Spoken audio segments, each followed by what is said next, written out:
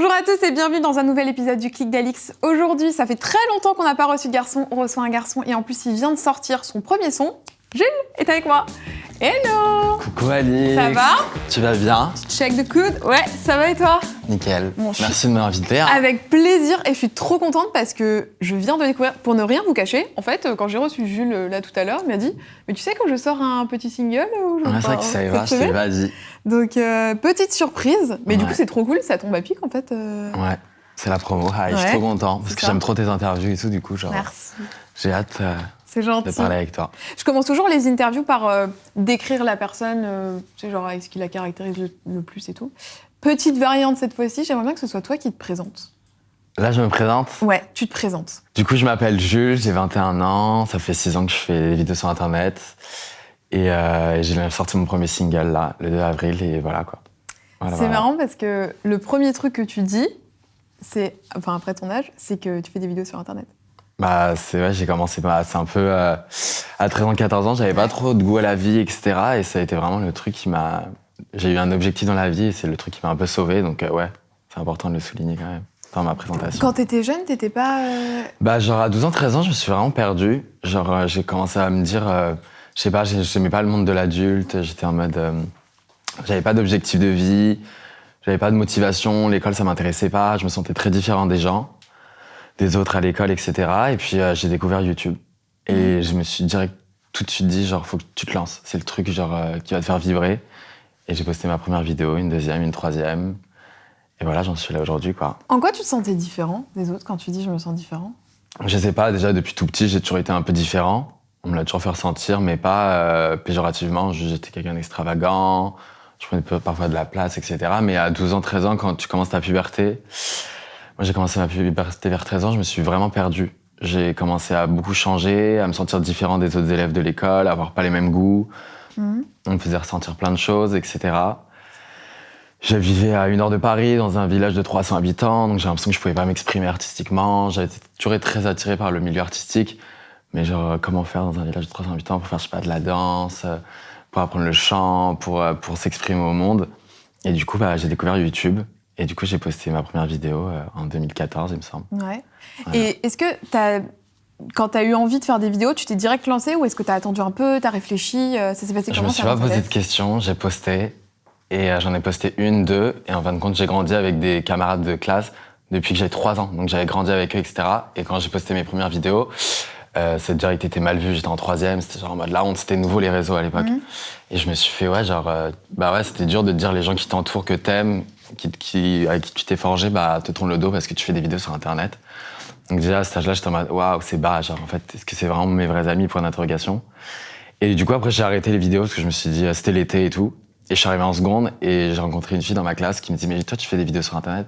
Elle m'a dit, mais vas-y, je t'accompagne, tu t'en fous des autres et tout, genre, mets-toi à fond. Et du coup, j'ai repris les vidéos, 3, 4, 5, 6, 7, 8 vidéos, et ça a commencé à grimper. J'ai fait des rencontres virtuelles, du coup, j'ai rencontré Sullivan, Clara, Gloria, Danae, etc. Donc au début, c'était délicat parce que parce que c'est des amis virtuels. Et comment expliquer à tes parents que t'es potes avec des amis virtuels, c'est ça que j'allais te etc. dire. C'est-à-dire que quand je rentrais de l'école, moi, je passais ma vie sur Skype avec Sullivan, avec Clara, avec Gloria, et genre, bah, pour moi, c'était ça ma vraie vie. C'était là où j'étais vraiment épanoui. Mais finalement, enfin, tu te dis pour un gars, genre à 14 ans, il passe sa vie sur Skype avec des gens qu'il connaît à peine et il fait des vidéos sur Internet. C'est pas très crédible au début. Mais c'était mon échappatoire. Il y en a qui font du foot après l'école, il y en a qui faisaient de la danse. Moi, j'appelais mes amis et je faisais des vidéos sur Internet. Mais tu sais, ça me fait penser un petit peu au groupe qu'il y avait à la grande époque des One Direction. Tu sais, genre les Directionneurs. Pareil, ouais. C'était des filles ou des garçons, mais ils se parlaient beaucoup entre eux, ils se créaient des groupes et ça a créé des vraies amitiés. C'est ça. Enfin, ça peut créer des vrais liens, quoi. Ah, mais moi, on m'a prouvé avec toute cette expérience YouTube, etc., que tu pouvais avoir des amis virtuels avec qui tu parles sur Internet. C'est chelou un peu, tu les connais pas, etc. Et finalement, bah regarde, ça fait 6 ans que Sylvain, c'est mon meilleur ami, je vis avec lui, que Clara, c'est ma meilleure amie aussi. Enfin, qu'aujourd'hui, tout notre groupe d'amitié, bah, on s'est forgé, on a créé plein de souvenirs ensemble, on a un lien hyper fort parce qu'on a eu une passion commune, on a vécu des choses extraordinaires et c'est la force de notre amitié, quoi. Donc comme quoi, les amis virtuels, faut y croire. Et tes parents, ils en disent quoi quand ils découvrent que tu parles avec des gens sur Skype et... Ouais, ils me laissent, à cette époque, ils me disent bon... Parce que j'étais très introverti, à cette époque... Je commençais un peu mon adolescence, donc je restais beaucoup dans ma chambre. Et du coup, mes parents me laissaient, mais ils disaient, bon, parle à quelqu'un. Mais ils avaient pas trop peur, ils me faisaient confiance. C'est vrai que je parlais pas non plus à des gens bizarres. Ouais. Mais ils y croyaient pas trop. Enfin, ils savaient pas que plus tard, ça allait devenir mes vrais meilleurs amis. Et t'as eu des mauvaises expériences sur ça? Genre, est-ce que au début, t'as aussi parlé à des gens et finalement... Non. T'as pas eu genre de Robert, 54 ans, qui... Bah non, bien sûr. En me lançant sur YouTube, j'ai déjà reçu plein de messages bizarres, mais j'ai jamais prêté attention. Non, je faisais attention quand même avec qui je parlais. C'était des gens bien. Est-ce que tes parents te mettaient un cadre sécuritaire autour de ça? C'est-à-dire, est-ce qu'ils contrôlaient un petit peu tes vidéos? Est-ce qu'ils passaient derrière toi, sur les commentaires? Ils ont eu peur au début, quand ils ont commencé à voir que j'avais 10 000 abonnés, que je mettais des vidéos de ma tête, etc. Ils ont commencé à me dire, je suis allé les voir, je fais, ouais, mon papa et maman, je sais pas si vous avez remarqué, je fais des vidéos sur Internet. Ils m'ont dit tout de suite, ouais, ce serait pas possible que tu fasses des vidéos sans montrer ta tête et tout. Je fais, bah non, c'est le concept. Et finalement, ils ont commencé à voir que ça a pris très très vite. Hein. En un an, c'est pas le même parcours que tout le monde, mais moi, en un an, c'était énorme, 100 000 abonnés en un an. Ah ouais. Même pas de 100 000. Et du coup, petit à petit, mes parents, ils voyaient que j'avais un impact, je me faisais reconnaître quand j'allais au centre commercial, que les amis, leurs amis, ils disaient « Ouais, ma fille est fan de ton fils, etc. » Donc ils étaient un peu en mode « Ah ok, c'est positif, il fait son kiff, il a toujours été attiré par l'audiovisuel, les vidéos, etc. » Donc ils m'ont un peu laissé, ils m'ont pas trop... Ils faisaient attention, mais ils avaient confiance en moi. Quand même, je les rassurais pas mal par rapport à ça. Et comment t'expliques que t'aies pris beaucoup d'abonnés? Est-ce que t'as été partagée? Ouais. Genre, franchement, j'ai eu de la chance. J'ai une amie en or qui s'appelle Clara Mars. Donc, à l'époque, elle avait quand même 40 000 abonnés, je crois. Et donc, moi, je venais de commencer. J'ai posté ma deuxième vidéo. Et elle a dit sur une de ses vidéos, ouais, j'ai un ami qui a lancé sa chaîne. Allez vous abonner. Ouais, direct, j'ai gagné 3 000 abonnés en un jour. Et c'était vraiment genre le début. La graine a été plantée et je l'ai arrosée. Et après, voilà, j'ai partagé ma vie. Et en même temps, on était un groupe d'amis. On avait le même âge avec Sullivan, Dana et Clara. Et vraiment, là où ma chaîne a explosé, même si j'arrivais à faire mes petites vidéos seul, c'est quand j'ai fait la collab à 4. La fameuse collab à 4. Je me souviens de ces vidéos. Il y avait quoi? Il n'y avait pas eu un Chubby Bunny Ouais, Action Vérité et Wet in My Mouth. Mais oui, donc Danae, Clara, moi et Sullivan, on était genre 4 ados, genre de 14 ans, 15 ans, etc. à faire une vidéo chacun sur notre chaîne et ça a explosé. Ça a fait des millions de vues en quelques heures et c'était genre là, le début genre d'un groupe cool qui proposait du contenu et là, ça a créé un engouement énorme. Genre là, ça a explosé pour nous tous. Donc là, ça veut dire que t'es descendu à Paris juste pour faire ces vidéos-là? Franchement, je suis allé jusqu'au bac pour mes parents, mais c'était dans mon mindset de carrière. Genre vraiment, genre à 15 ans, je me suis dit, j'aimerais trop faire des vidéos sur Internet. Tu l'avais déjà à 15 ans en tête, ça? Ah ouais? Genre, en fait, moi, j'étais fan, coucou ma puce, d'Enjoy Phoenix. Ouais. Enjoy Phoenix, genre, c'était la première youtubeuse et je la voyais. Elle a eu son bac, elle a commencé à emménager seule, elle vivait sa passion et en même temps, elle arrivait à en vivre, financièrement parlant. Et je me suis dit, mais pourquoi pas moi? Imagine, ça marcherait pour moi. Et du coup, quand ça a commencé à marcher pour moi, je suis allé jusqu'au bac pour mes parents. Et après, avec mes parents, ils m'ont dit, fais quand même des études. Et en fait, pendant 3 semaines, j'ai fait croire à mes parents que j'allais... tous les matins, ils me déposaient à la gare et à 10h, je faisais semblant d'aller à la Sorbonne. Alors que j'y allais trop pas. J'allais toute la journée avec mes amis, voir Bilal, voir Sullivan. Et au bout d'un moment, mon père, il m'a dit, bon, je te laisse faire une année sabbatique. J'ai fait une année sabbatique. Et il m'a dit, c'est bon, ton métier, tu l'as, genre. Il a vu que financièrement, je me débrouillais bien, que humainement parlant, j'étais bien entouré. Il y a eu l'arrivée des agences, donc j'ai des agents qui me cadraient, où j'étais épaulé. Et j'avais toutes les clés pour me jeter dans la vie d'adulte. Et au lycée, le fait que t'aies beaucoup d'abonnés, parce qu'au début, tu disais, c'était pas très bien vu de faire des vidéos, parce que peut-être que, genre, quand t'es pas trop connu, les gens se moquent un peu de toi. Mais est-ce que quand tu commences à avoir vraiment beaucoup d'abonnés, c'est pareil?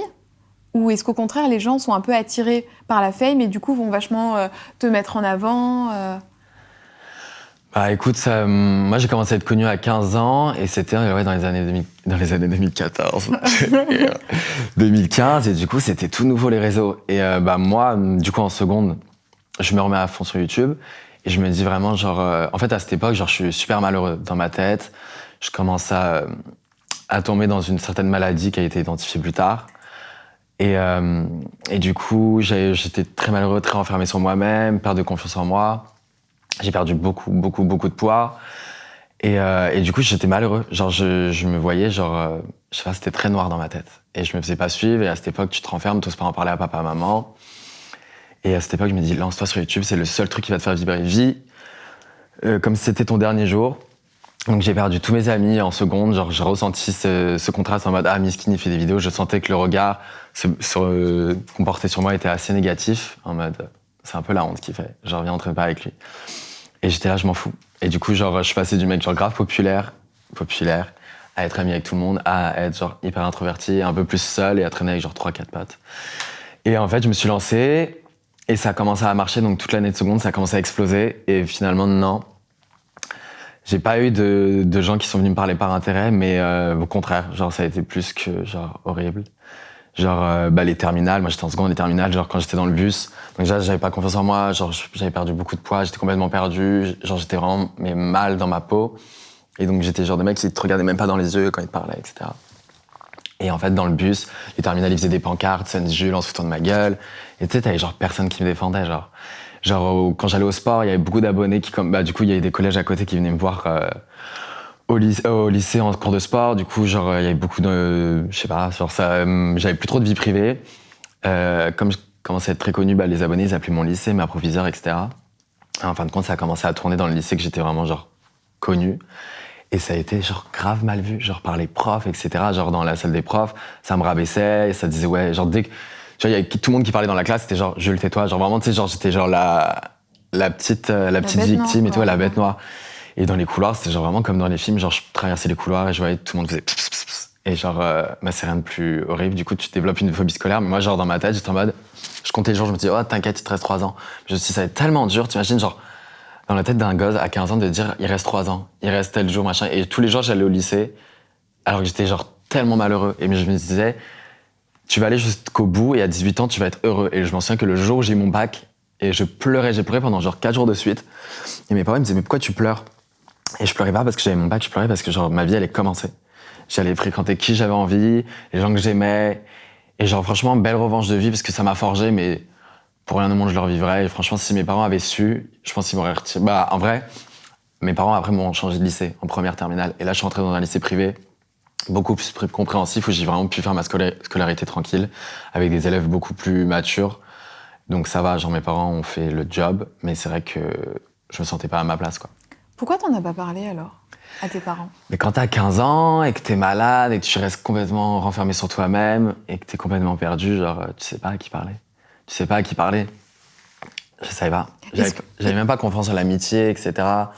Je sais pas. J'ai perdu toute confiance. Je me suis renfermé sur moi-même. Est-ce qu'avec le recul, tu penses que la maladie que t'as eue, c'est une sorte de... un moyen pour toi de te sortir d'une situation dans laquelle t'étais pas à l'aise? C'est sûr.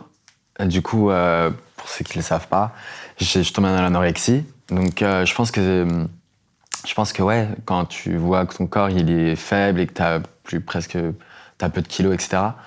C'est en mode genre SOS. C'est une manière de, je pense, je l'ai vraiment pas fait en mode je vais pas bien. Ça, c'est un truc, je pense, qui est en toi. Pour moi, l'anorexie, c'est une maladie qui est là depuis que t'es né et elle se déclenche par un jour où je sais pas, ta vie elle flanche un peu.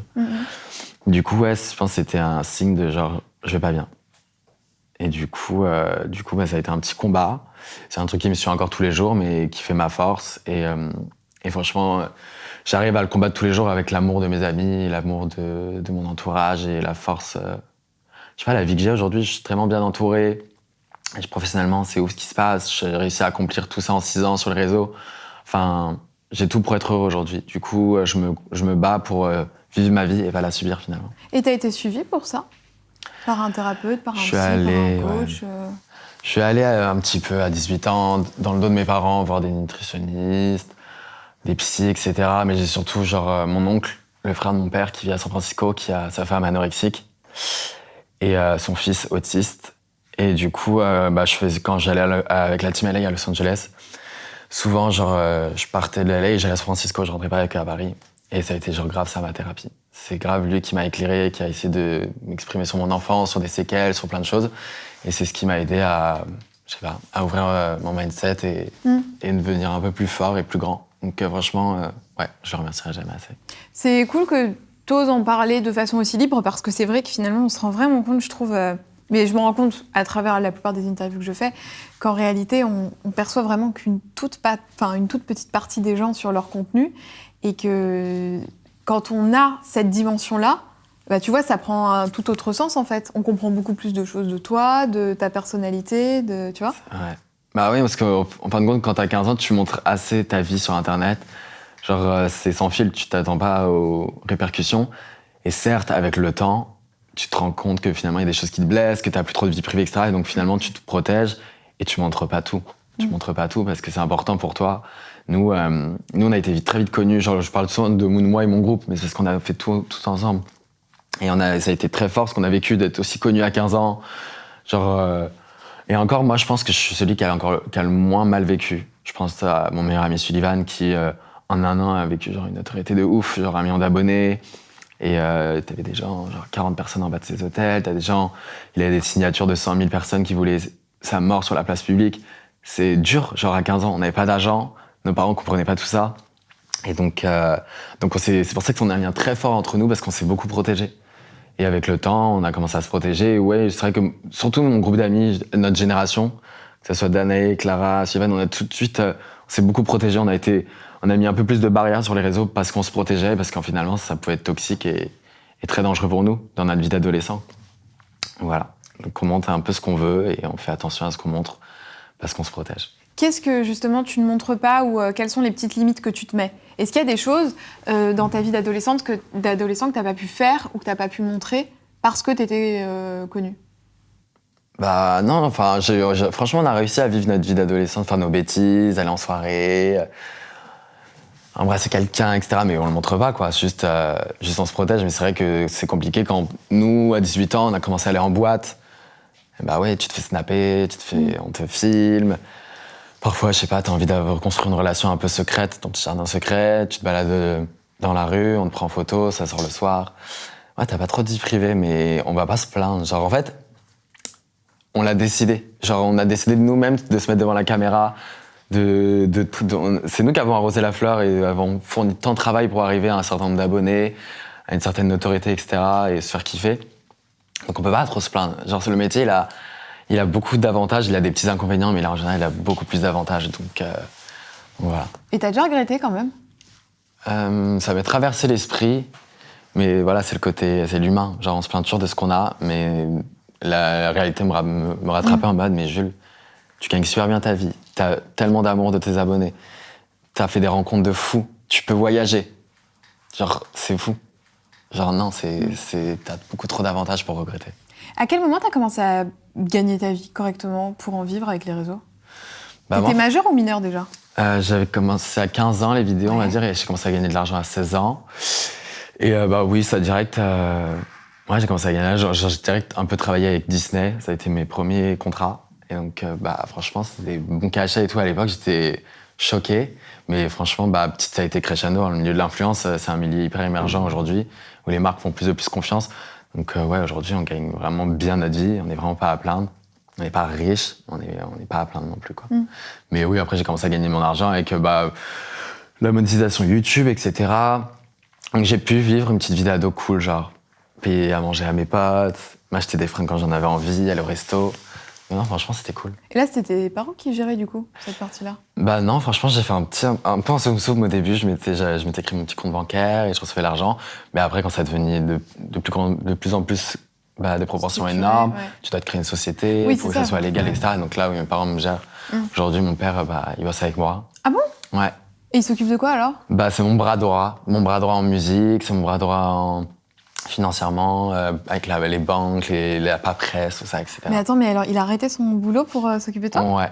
Il bossait dans quoi avant? Dans la bourse. Ah oui, donc en plus, il a quand même un backup. Ouais. Enfin, genre niveau papier, il connaît, quoi. Ouais, exactement, dans le trading. Donc voilà, mais c'est toujours plaisant de bosser quand même avec sa famille. Attends, mais tu dois être hyper fière d'embaucher ton père, non? Ouais, franchement, ouais. Franchement, c'est quand ton père a un poste à responsabilité, tu vois, comme ça. Et non, c'est quoi qu'il arrive, j'avais besoin de quelqu'un qui m'épaule par rapport à tout. C'est compliqué quand même, il n'y a pas presse, tout ça. Et donc je préfère que ce soit mon père que ce soit quelqu'un d'autre. Ouais, parce que t'es aussi en agence. Ouais, chez Follow. T'es chez Follow, mais toi, t'étais dans les premiers, non, à signer chez Follow? Franchement, pas la création. Je me souviens que Paola avait signé 1 an avant moi et elle venait de se créer l'agence. Et moi, on était très méfiants avec Sylvain parce qu'on a eu des managers qui promettent mille et merveilles et non. Et en fait, ils ont fait leurs preuves sur 1 an. Ils ont eu Maya, ils ont eu Paola, ils ont eu je sais plus qui, Ryan. Et au bout d'1 an, j'ai vu le travail énorme qu'ils faisaient sur Paola. Et je me suis dit, waouh, c'est une bonne agence. Franchement, ils ont fait tellement leurs preuves. Et je me suis dit, je vais tester 3 mois. On a fait un contrat de 3 mois où j'ai dit, je vais tester avec eux. Et là, ça fait 3 ans que je suis avec eux. Et franchement, pour moi, c'est l'une des meilleures agences. Parce qu'ils sont venus me chercher. Donc, certes, j'étais connu, j'avais une certaine image, mais ils m'ont complètement changé. Donc, Nathan, le directeur artistique de l'agence, m'a dit on va te transformer en profil mode. Et moi, j'étais grave en mode pourquoi pas? Parce que moi, avant, je faisais pas de la mode, mais j'ai pas été éduqué dans la mode. C'est hyper édito ton Insta, là. C'est très. Et Nathan, il est arrivé, il m'a dit voilà les adjectifs qu'on va faire cette année sur ton Insta. Et grâce à ça, sur un an de travail, j'ai réussi maintenant à travailler avec Dior, avec Louis Vuitton, avec des Sandro, avec des Ray-Ban. Et ça, c'est grâce à la collaboration de l'agence, quoi. Et ça fait du bien parce qu'on a une relation quand même très forte avec eux. C'est 4 patrons. Ils ont tous entre 27 et 30 ans. Et tu te sens épaulé. Genre, ils sont là vraiment dans ta vraie vie, etc. Il n'y a pas de ça partout. D'avoir une relation professionnelle ainsi que personnelle et que ça soit aussi sain.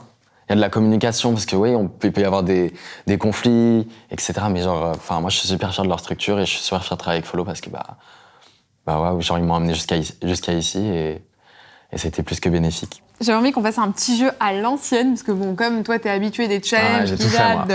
On va pas faire un What's in my mouth ou alors un truc Chubby Bunny, on va faire un J'ai déjà, je n'ai jamais, Okay. d'accord? Est-ce que je peux avoir la petite pancarte, s'il vous plaît, qui sont sur ma valise? J'ai donc des petites pancartes. Hop Très là. sympa. Très sympa. Voilà. C'est produit ici. Hein. Mais Ça va bien? ah non, mais c'est que moi qui fais, tu fais pas avec moi? Moi, les gens, si tu veux, ils ont cliqué sur l'interview de Jules. Hein. Donc, tu montres la petite pancarte à la caméra quand ça te parle. Le principe du j'ai déjà, je n'ai jamais, a-t-on vraiment besoin de l'expliquer? Je vais te donner un certain nombre de situations. Tu me dis si tu as déjà ou si tu n'as jamais. Ok?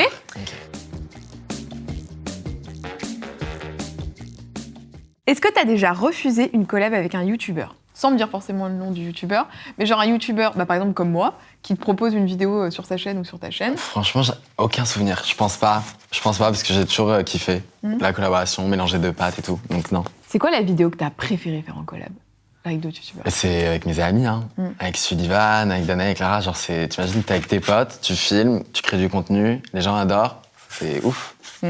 C'est ouf. Est-ce que t'as déjà été arrêté par la police? J'ai déjà. C'est quoi l'anecdote? Où ça? Je sais pas. Des bêtises de jeunesse. Je peux pas en parler. C'était en France? En France et aux États-Unis. Ah d'accord, il y a une petite doublette. Non, je me suis pas fait arrêter aux États-Unis, mais j'ai déjà eu des petits. D'accord, des petits soucis. Mais ça va, je suis sain, vous inquiétez pas, je fais pas de bêtises criminelles. Ok, peut-être l'occasion d'une story time prochainement. Un jour, déjà dragué ou été dragué par quelqu'un de connu? Ouais. Très connu même. Ah oui? Est-ce que tu préfères être en couple avec quelqu'un de connu? J'en parlais avec Anna dans son interview. Ou être en couple avec quelqu'un de pas connu? Franchement, moi je m'en fous. Les deux, en fait, je suis quelqu'un qui rencontre l'humain avant tout, et si le cœur il parle, etc., et que c'est plus fort, je vais pas choisir, c'est pas parce que t'es connu ou pas connu. Après, je pense que c'est plus simple pour moi de sortir avec quelqu'un qui fait peut-être pas partie du même milieu, mais en même temps, si c'est quelqu'un qui fait partie de mon milieu, au moins on se sait, on a un truc à deux. Ouais, peu importe. Compte, quoi. Peu importe. Ok, c'est l'amour avant tout. Le cœur a ses raisons que la raison ignore. Hein. Exactement. Voilà. Très lover. Dis que c'était pas toi pour éviter une photo. Genre, t'es Sandy Jules. Non, je suis désolé. J'ai déjà fait, parce que tu sais, parfois t'es pressé, genre même s'il faut assumer, il faut être là pour tes abonnés, mais il y a des moments où t'es trop pressé. Et donc, parfois il y en a, parfois il manque un peu de respect, ils sont grave genre en mode, toi là, machin. Et donc ils te disent c'est toi. Ah non, c'est pas moi. Il fait, ah ok. On me le dit souvent, apparemment, je le ressens beaucoup. T'as déjà fait, toi? Non, moi, personne ne me reconnaît, tu sais. Mais arrête. Ah non. Tu vois, dans un centre commercial, ça part. Je suis sûr. Est-ce que t'as déjà, quand t'es, par exemple, en soirée avec des gens qui te connaissent pas forcément, menti sur ton métier? Ouais, dans les Uber. Dans les Uber, tu sais, c'est fatigant parfois. À l'époque, je sais pas, avant, au début, ils te disent toujours, ouais, tu fais quoi dans la vie? Et après, si tu dis que t'es influenceur, et là, ça part, et ça te pose des questions, machin. Sauf que ça va pas de le faire une fois, mais quand tu prends tout le temps des Uber, évidemment, tu te dis, ah non, je suis en études, etc. Ah oui, tu dis ça? Tu coupes court à Ah ouais, moi, je m'invente des métiers. C'est mon jeu préféré. C'est quoi ton top métier Uber? Je sais pas. Je dis genre, je fais des études, je dis genre, je suis fleuriste. Ah oui, d'accord, rien à voir, en tout cas. Je dis un peu de tout, genre. Refuser de participer à une émission télé? J'ai déjà, mais je sais plus. Ouais, non, on m'a déjà proposé plein de télé, mais parfois c'était de la télé-réalité, passer des castings pour les anges, des trucs comme ça, mais non, ça m'intéresse pas du tout. Ça t'intéresse pas? Créer un faux compte ou un compte stalk? Bien sûr. Moi, quand je suis piqué, j'aime bien stalker, ouais. Ah ouais? Ouais, c'est très maladif. T'as un petit compte avec un pseudo Ouais. introuvable? Ouais, complètement. Et est-ce que t'as poussé Mais je le me suis vice calmé. Ah, quand j'étais plus jeune, ouais, c'était hard. Est-ce que t'as poussé le vice au point de vraiment, genre, faire un compte Et parler? Ouais. Non, pas à ce point. Moi, je suis très voyeurisme, mais je suis pas you, vous inquiétez pas. Et genre, il y a des photos sur ce compte pour faire croire que c'est un vrai compte ou... Non, c'est juste pour stalker, juste pour qu'on voit que genre Senju a vu la story. Genre. Et t'as Non. un compte perso? Ouais, bah, j'ai un compte avec nos amis, on met des conneries. Ok. Bon, alors là, on va parler de ce qui m'intéresse le plus là aujourd'hui parce que j'ai découvert ce truc dans l'ascenseur. Il y a La une musique. demi-heure. La musique. Parce que vrai. alors, attends, il faut quand même dire les choses, c'est que on t'a quand même connu beaucoup sur YouTube, mais depuis 2 ans, globalement, il n'y a plus trop de vidéos sur YouTube. Qu'est-ce qui se passe? Bon, bah moi, non, j'aime toujours autant de faire des vidéos, etc. Certes, il y a j'ai grandi, Ouais. donc c'est vrai que j'ai moins pas cette passion, mais cet objectif de créer du contenu sur YouTube. Après, j'aime bien en faire de temps en temps, et mes abonnés, ils aiment bien que j'en fasse de temps en temps. C'est vrai que je suis moins régulier. Mais voilà, aujourd'hui, j'ai réussi, après 6 ans sur les réseaux sociaux, je me considère pas youtubeur, je me considère pas instagrammeur, pas tiktoker, juste un personnage, Sunny Jules, qui crée du contenu un peu partout. Et genre, moi, j'ai pas envie de me mettre d'étiquette. Ah, il est youtubeur, donc il peut pas faire ça. Ah, il est tiktoker, donc il peut pas faire ça. J'ai réussi un petit peu en se disant, genre, bah ouais, sur Insta, je travaille avec des marques de mode, je fais un peu de mannequinat, je fais des musiques, je fais des TikTok sur des musiques, je fais des vidéos sur Internet. Et du coup, je me suis toujours dit, bah, c'était un truc enfoui en moi de la musique. C'est un truc depuis tout petit, j'ai toujours été attiré par ça. Comme j'avais pas confiance en moi, bah, c'est un truc que j'ai vite abandonné à 11 ans, 12 ans, 13 ans. Mais quand tu mues et que tu vas suivre ta mue chez un garçon, bah, tu chantes plus pareil. Donc ça m'a fait perdre beaucoup confiance en ma voix. Mais depuis, je l'ai retravaillé, j'ai bossé avec des profs de chant, etc. J'ai pris confiance en moi. Et du coup, bah, comme je te l'ai dit, genre à 17 ans, on m'avait déjà proposé de faire de la musique. Je me suis dit, c'est pas encore le bon moment. Et du coup, pendant 2 ans, là, j'ai préparé des maquettes. On a essayé de faire de l'urbain, c'était pas de l'urbain. Des titres qui finalement je n'aimais pas et que finalement le producteur n'aimait pas. Pour arriver aujourd'hui à Echo. Ok. Echo, que j'ai fait avec Mathieu Mendes, donc qui a fait l'album de Bilal, qui a travaillé avec Kenji, que j'ai rencontré aussi cet été sur un projet TF1 où j'ai fait un titre en feat avec Lou Music. Et donc, il m'a grave appris la musique, Mathieu, et je me suis retrouvé en studio. J'avais l'habitude d'être à 5-6 en studio, parfois de faire des minuit, 5 heures du mat. Et finalement, Mathieu, on s'est posé à 2 en studio, et on a composé, on a écrit, et ça a donné ce titre qui me parle énormément, qui parle d'une relation où tu te jettes et t'as pas envie de te poser des questions, et t'as peur. T'es un peu amoureux, mais t'as peur de te lancer, t'as peur de souffrir, t'as peur qu'on soit pas sur le même pas. Du coup, voilà, c'est un truc. C'est une vraie histoire, ça? Ouais. Bah, ouais, franchement, ouais. Ouais, savoir de quelqu'un. T'es gêné quand t'en parles? Mais non, parce que ouais, non. La personne, elle le sait que c'est par rapport à... Je pense, ouais. Ah, tu l'as pas dit? Bah, non. Non, mais quand ça sortira, On enverra un petit single dédicacé. la personne le saura, voilà. Ah, voilà, Finalement. d'accord. Donc non, ça me parle, et finalement, bah, du coup, j'ai été tellement bien entouré, parce que c'est quand même, je suis novice dans le milieu, j'ai pas fait beaucoup de séances studio. Bon, là, maintenant, on a un an, si. Mais c'est important de se sentir bien, artistiquement parlant, pouvoir s'épanouir, s'exprimer. Et moi, avant, je pouvais pas bien m'exprimer, puisqu'on m'écoutait peut-être pas forcément assez. Et là, Mathieu m'a vraiment appris à me développer artistiquement, à m'exprimer artistiquement. Après, une fois que j'avais le titre validé, j'ai bossé avec Hakim Gorab, que je remercierai jamais assez, qui a un CV de ouf et qui m'a fait la DA de mon clip. Et le clip, je suis trop fier d'avoir pu bosser avec lui et trop fier du résultat. Et je lui ai fait confiance, il m'a fait confiance. Et voilà, ça a été beaucoup de travail. On y est depuis décembre. Donc décembre, janvier, février, mars, avril. Sur le clip? Sur le titre, le le clip. Le clip, il est dans la barre d'infos si vous voulez aller le voir quand il sera sorti. Et voilà, quoi. Du coup, j'appréhende. J'étais vraiment mal pendant... Dites-vous, on se crée nous-mêmes, en se lançant sur YouTube. Et j'ai mes 1 million d'abonnés, ils sont habitués à que je leur propose un certain contenu. Et la musique, c'est très critiqué. Et j'avoue que pendant toute la période où je faisais des maquettes, surtout décembre, où je faisais Echo, j'étais comme dans les films. Je me réveillais à 2h du matin en mode panique. Je me disais, mais je vais me faire tuer. Sur les réseaux, je vais me faire critiquer. Comment ça va être perçu par ma communauté? Est-ce que les gens vont bien aimer? Une remise en question, une perte de confiance, parce que Bon, je suis taureau, c'est cliché, mais genre, je suis très dans ma zone de confort et on n'aime pas trop prendre des risques. Mais comme l'envie est tellement puissante, la passion est tellement puissante, et finalement aujourd'hui je suis tellement fier du titre et quand je le fais, et surtout que j'avais besoin que d'une chose, c'est qu'il soit validé par mes amis. Parce que genre s'il est validé par mes amis, là j'ai trop les épaules pour assumer. Et si les gens le perçoivent mal sur Twitter, sur les réseaux, par le public, c'est pas grave. Moi je suis fier de mon titre, mes amis sont fiers de mon titre et je sais que ma vraie communauté, ceux qui m'aiment vraiment, ils aimeront le titre. Donc voilà, c'est le petit bijou, je vais le lancer au public là. Du coup, ça sera déjà sorti. Et j'ai hâte de voir les répercussions, j'ai hâte de voir ce qu'ils en pensent, quoi. Parce qu'à l'heure où on parle, on est à une semaine de la diffusion de cette interview, donc le titre n'est pas encore sorti, il sort dans quelques jours. Ouais, je sais pas donc comment il va être perçu. On est un peu dans la petite... Nous, on est là, on est dans le futur, là, tu vois. Ouais, on est dans le futur, donc Jules qui regarde cette vidéo, j'espère que tu seras content. Jules, tu seras très content, bien sûr. Tu as écrit les paroles ? Ouais, on a coécrit. Avec qui ? Avec Mathieu Mendes ? Ok, d'accord. Ouais, non, j'écris, mais après, je commence seulement à écrire. Et au niveau de la prod, qui s'occupe de tout le financement de tout ça ? Parce que pour moi, c'est un truc qui est assez obscur que j'ai C'est Mathieu. Moi, je compose pas trop.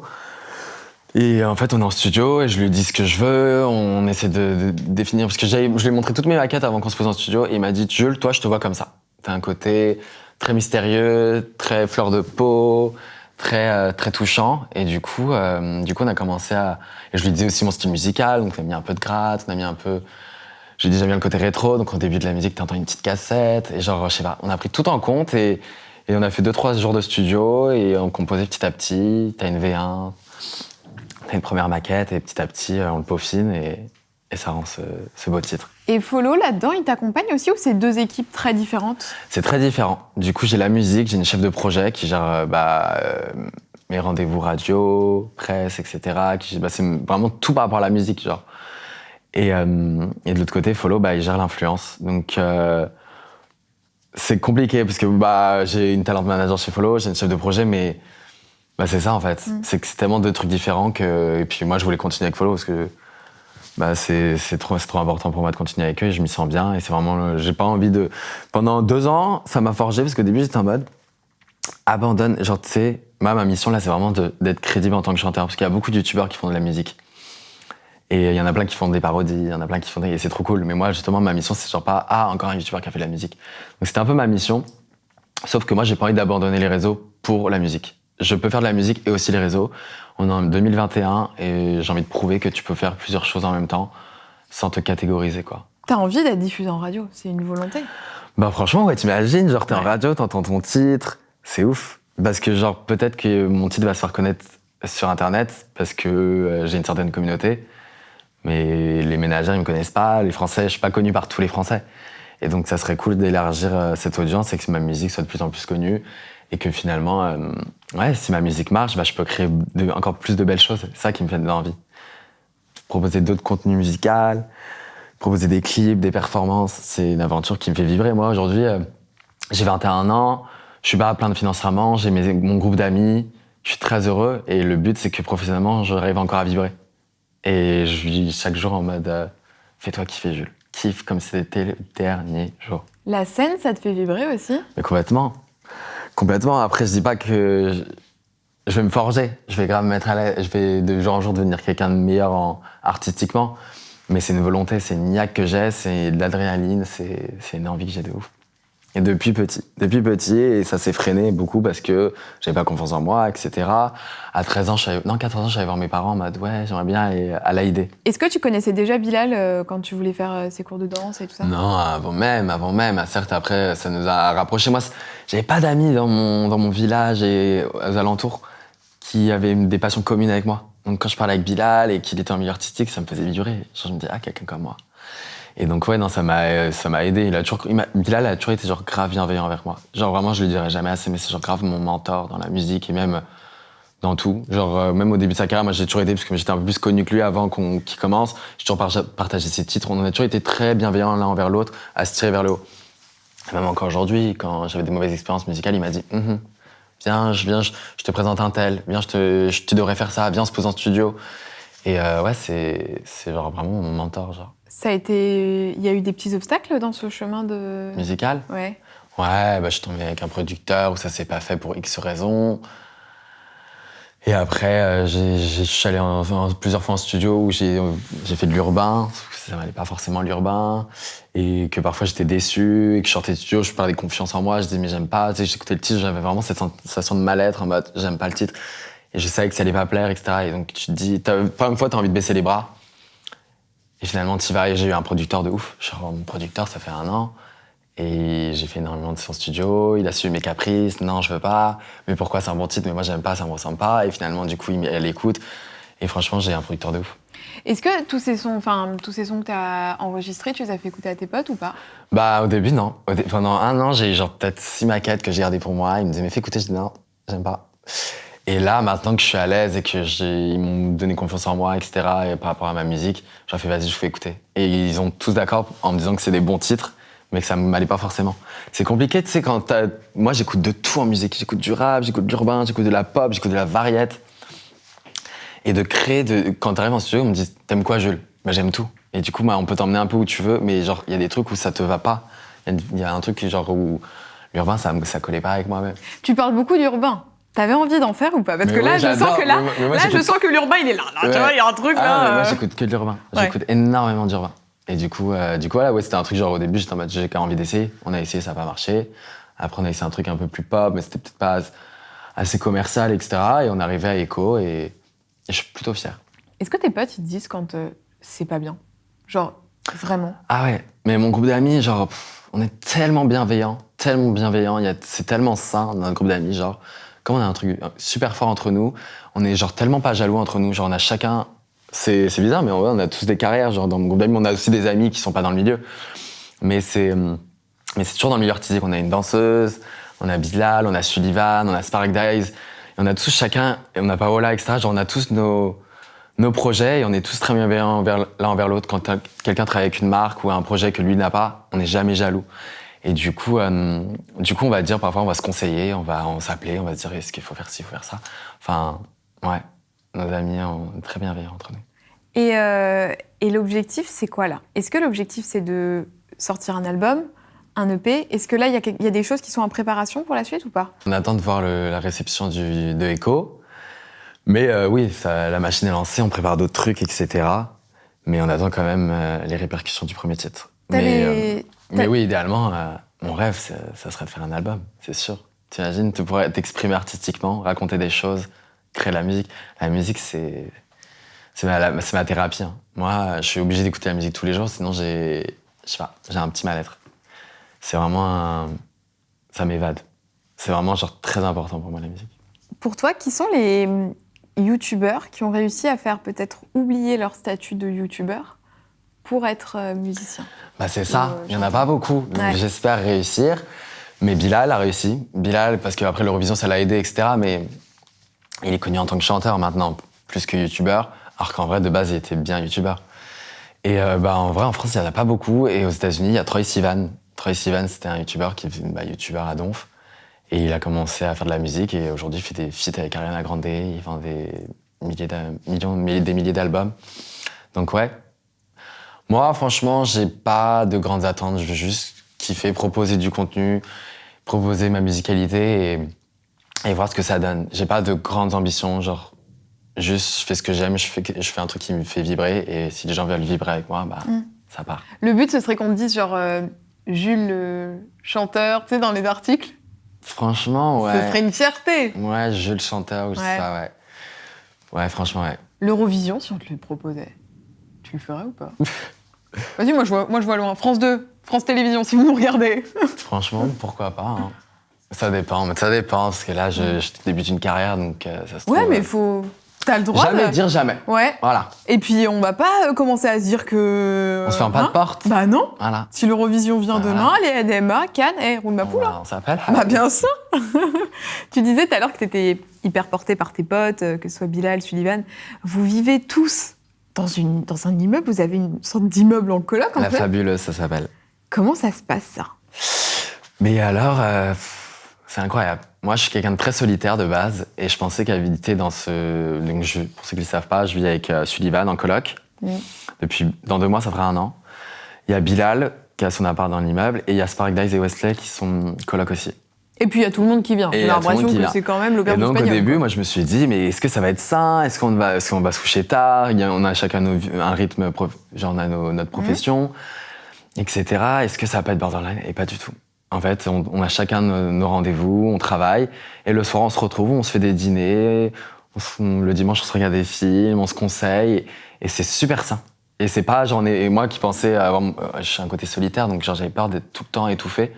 Mais non, j'ai ma chambre, j'ai ma salle de bain, si jamais j'ai envie d'être seul, on se respecte tous. Enfin, c'est une vie en communauté. J'ai tellement appris, je me suis dit, si je fais pas de colloque cette année, j'en ferai jamais. C'est une expérience de vie, et enfin genre, moi je suis tellement grateful de tous les jours de mon groupe d'amis, parce que genre, on a un truc tellement fort, genre tellement hors du commun. On est conscient qu'on n'a pas une vie comme les autres, parce que genre depuis 14 ans, on avait tous nos ambitions et tout, et aujourd'hui ça fait 6 ans qu'on a chacun nos carrières respectifs dans des endroits différents, dans des milieux différents. Et en même temps, l'amour est tellement fort, et on arrive à faire la part des choses, à profiter, à être bienveillant. Enfin, ouais. Moi, aujourd'hui, je pense que c'est là... Parce que voilà, genre, maintenant, genre, j'ai toujours ma famille, mais j'ai plus le cocon familial, je vais plus chez mes parents, et genre, les avoir eux, ça fait du bien quand t'as passé une journée dure de travail, tu rentres chez toi, et tu sais que t'as des gens qui t'aiment, qui t'attendent. Et tu fais un bon petit plat, tu papotes. Si tu pleures, tu sais où toquer, derrière la porte et tout, genre. Non, franchement, c'est fou. Je trouve que dans tout ce groupe d'amis, vous êtes très à l'aise avec vos émotions. Enfin, à beaucoup parler, tu vois, de dire qu'on peut être triste, on peut pleurer. Tu vois, tu l'as beaucoup dit. Et finalement, il y a peu de personnes qui le font. Et comment t'expliques ça, que vous soyez tous aussi ouverts là-dessus? Parce que quand on était jeunes, on avait une certaine pudeur et on croyait en notre amitié, mais ça s'est forgé vraiment avec le temps.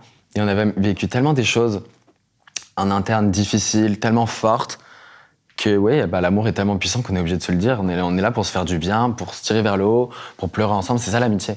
Il y a des hauts, des bas, il y a tant de choses. Et ouais, donc on est tous des enfants, des ados on venait des 4 coins du monde, 4 coins de la France, à avoir tous des séquelles, à avoir tous vécu des choses. C'était dur d'être connu jeune et tout machin. Donc aujourd'hui, on se forge et on se fait du bien. Donc ouais, c'est inexplicable. C'est un lien que seuls nous pouvons savoir, quoi. Vous êtes mis des petites règles à la coloc? Genre, je sais pas, des règles de ménage ou... Non, enfin, genre, on n'a pas de règles, on est tellement à la cool, juste, on est très respectueux. Si moi j'ai envie d'inviter des amis, je demande à Sullivan avant, je vais jamais empiéter sur les trucs, il a envie d'être chez lui tranquille, et bah lui c'est pareil, il va toujours me demander. Mais on est tellement cool, genre. Genre, Sullivan, quand je ramène des gens, il va être trop content, lui, quand il va ramener des gens, il va être très content. Non. C'est ce que j'allais te demander. Est-ce que vous arrivez à faire rentrer des gens, quand même, dans votre groupe? Ouais, parce qu'on est... Enfin, on se sait, on a notre groupe d'amis, on aime bien faire des nouvelles rencontres, la porte est ouverte pour que tu deviennes quelqu'un de vrai et tout, parce qu'on n'est pas fermé. Mais oui, ça arrive, parfois on invite des gens à dormir pendant 3 jours, ils dorment chez nous, etc. Mais c'est ça, parce qu'on travaille, mais en même temps on profite. Mais on reste très social quand même, on n'est pas une secte. Mais dans ta vie à toi, t'arrives à faire rentrer des gens extérieurs à ton groupe? Sans te mentir, en vrai, même il y a moins d'1 an, notre groupe tellement, il était fort, quand quelqu'un rentrait, c'était dur. Genre, tu pouvais vite... c'était toujours éphémère. Parce que genre, on est très protecteur, on se méfie beaucoup, parce que certes, il y en a plein, ils sont connus, il y en a plein, on a tellement d'opportunités à offrir que les gens, ils viennent nous parler par intérêt. Après, nous, on les voit rapidement, donc, parfois, on est un peu aveugle, parce que nous, quand on parle à quelqu'un pour sa personne, pas parce qu'il y a marqué notre nom sur notre front. Mais aujourd'hui, ouais, c'est vrai que depuis quelques temps, on rencontre des gens, il y a des couples qui se forment, il y a l'amour dans notre groupe, mais voilà, on respecte, donc ça reste privé. Mais ouais, non, c'est sympa, genre moi personnellement, j'arrive à rencontrer d'autres personnes. Bon, écoute, je suis super contente pour toi. Et je suis surtout trop contente qu'on ait pu faire cette interview et que ça tombe vraiment au moment où il y a le son qui sorte. Donc de toute façon, très content. Ça va, ça t'a plu? Mais oui. Allô, j'aime trop tes interviews. Merci. Donc voilà, et là, je suis invitée. Ça va être la vraie, j'ai hâte de voir le résultat. Oh, écoute. Merci beaucoup en tout cas. Non, avec plaisir. Il y a une petite tradition dans le Clic Délic, c'est qu'à la fin, tu nous fasses une petite recommandation de quelqu'un, d'un ou plusieurs créateurs de contenu que tu aimerais bien voir à ta place. Là, t'en as invité plein déjà. Sur le canapé. Alors, soit c'est tes potes, soit c'est des gens dont tu apprécies le contenu et que tu connais pas forcément, mais que tu aimerais bien. Moi, j'aimerais bien que tu invites Océane, OG. Ok. Elle a un parcours hyper intéressant, elle est très forte dans l'influence, mais elle a une musicalité et un parcours musical genre de ouf que les gens ne savent pas tout. Donc, genre, je pense que ça serait intéressant de savoir un peu plus sur elle. Ok. Moi, en tout cas, si tu fais une interview avec elle, je regarde. Eh ben écoute, je te remercie. Je clique. Tout ce dont on a parlé, c'est dans la barre d'infos. Donc allez absolument regarder le clip de Jules qui est sorti du coup il y a quelques jours. Et puis les réseaux sociaux de Jules s'affichent juste là, les miens juste là. Vous nous retrouvez sur nos chaînes, sur les comptes Insta, enfin vous avez l'habitude. Vous nous dites ce que vous avez pensé de l'interview dans les commentaires. Et je te remercie encore de ta bienveillance et de ta gentillesse. C'était vraiment chouette. Et nous, on vous fait des très très gros bisous. On vous retrouve très vite. Ciao! Gros bisous.